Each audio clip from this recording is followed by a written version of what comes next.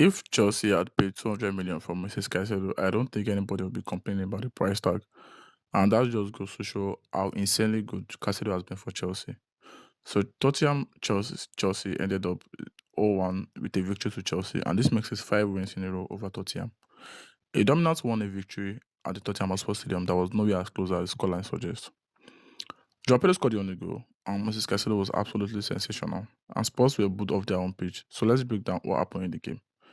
So Chelsea were dominant from start to finish. Joao Pedro's goal came in the 34th minute after Moises Caicedo won the ball twice in quick succession. First from Mickey van der Ven, then a clever pass past Kevin Danso, and Joao Pedro finished brilliantly. The start tells the story because Tottenham only managed just 3 shots the entire game, and all three from Mohammed Kudus. And the expected goals was 0.05. That's embarrassing at home.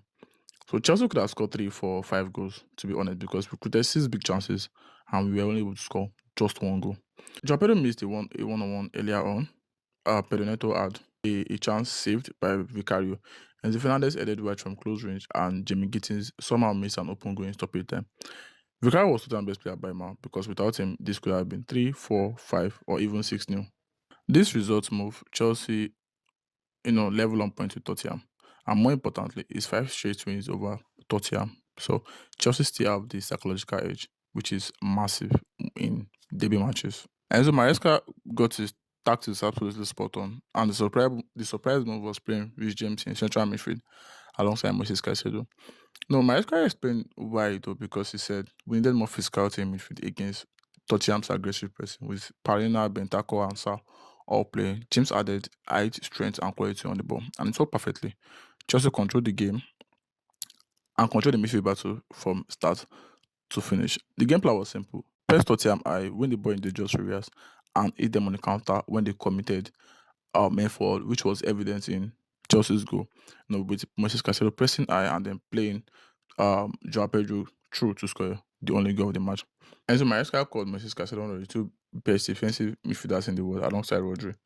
And with this performance, you really cannot argue because he won the ball 23 times, pressed relentlessly, and his pass to set up Joao Pedro's goal was inch perfect. Wesley Fofana and Trevor Chalobah barely had to break a sweat because Spurs offered nothing going forward. Kolo Muani was just isolated up front with zero service. In the second half, Chelsea just managed the game. They kept possession, slowed the tempo, and Spurs had no answers.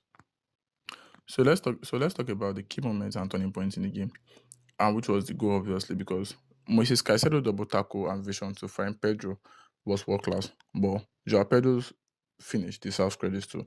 He was struggling for goals, going 10 games without scoring, and this was massive for his confidence.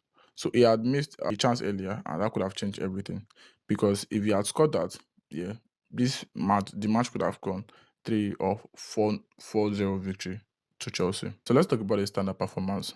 Yeah, and the obvious one is Moises Caicedo, man of the match. I mean, this is very obvious for Chelsea fan and even for Tottenham supporters also because he was man of the match, dominated in midfield, won every draw, created the goal, and Maresca is right. He's up there with the best in the world.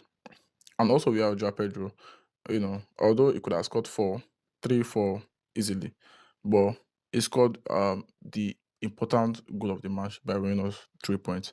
And we have Marco Cucurella who pocketed Mohamed Kudus all game.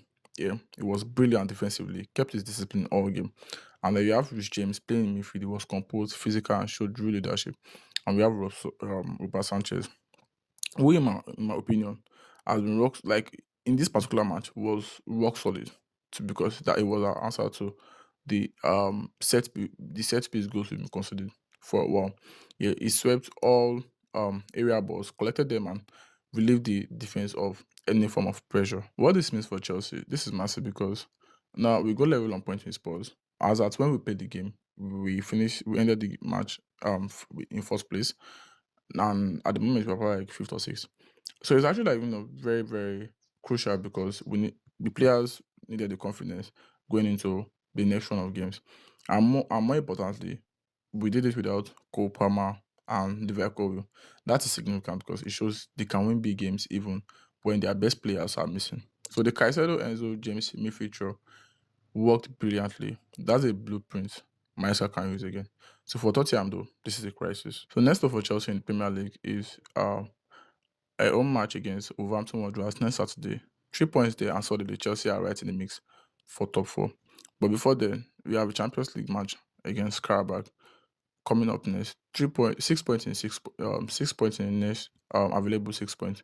We actually like do so much for the confidence of the team and the players at large. So that's a full breakdown of Chelsea brilliant win at Tottenham. 5 wins in a row, dominant performance, statement victory. Drop your thoughts in the comments. Subscribe for player ratings, comments. Come on, you Blues.